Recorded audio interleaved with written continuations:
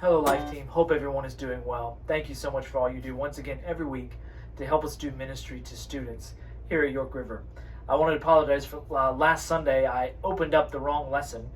Even though what I talked about happens in Acts chapter 9, that is not where the lesson was going. So that was my fault.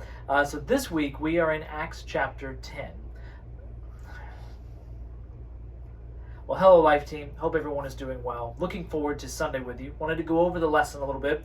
I wanted to apologize for this past Sunday when I got the opening of the lesson wrong and introduced the wrong content.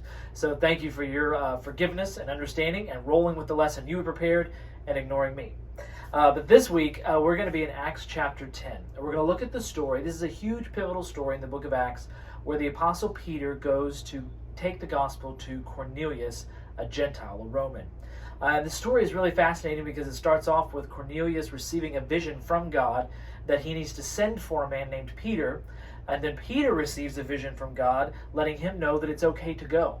And there's a lot of stuff buried in this story with the history of the Jews and the Gentiles, the Old Testament food laws and things like that. And that's why God gives the vision to Peter so that he'll know that it's okay for him to enter the home of a Gentile, which Jews were not supposed to do at the time according to their the laws. And so this helps. God is helping bridge the gap between the Jew and the Gentile, and even teaching Peter that the gospel truly is for all people. And these barriers that have been there in the past, God is breaking through those so the gospel can go to all people. The Bible commentary pages have some great insight to offer on this passage, so I encourage you to read those and even share those with your students. There's a little sidebar about the idea of visions and dreams. That's a little interesting part to look at.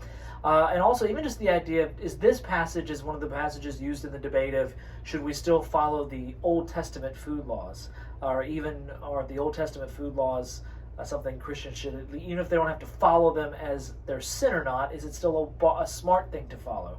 And don't get sidetracked by that, because the vision ultimately is not about whether foods are clean or unclean. It's about that the barriers that keep the Jews from being with the Gentiles are taken away.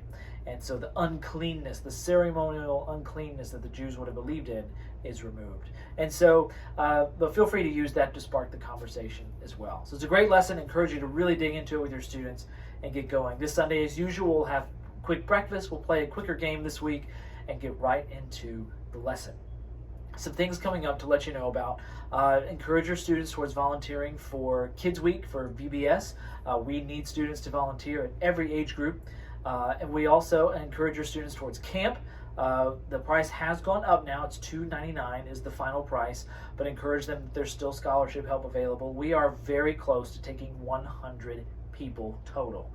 We have high 70s of students plus adult leaders. We're sitting in the 90s, so if just a few more students sign up, we'll break over 100, which is incredible. Also, the mission trip, be praying for our mission trip team. If you're planning on giving or supporting towards that, we would love that. Or if you know parents who are, don't encourage them towards that, they're welcome to ask me about how they can give generally to the trip. Looking forward to this summer. There's some other big stuff coming up that I can't wait to share with you. But so thankful for all that you do. Looking forward to the rest of our Wednesday nights. June 12th will be our final Wednesday night for the summer. And so we're working our way towards that. We have a student preaching this coming Wednesday. We have a student preaching on June 12th as we celebrate our graduating seniors. And that's another date to remember. June the 2nd is our graduate recognition. So all of our seniors will be recognized in the worship service.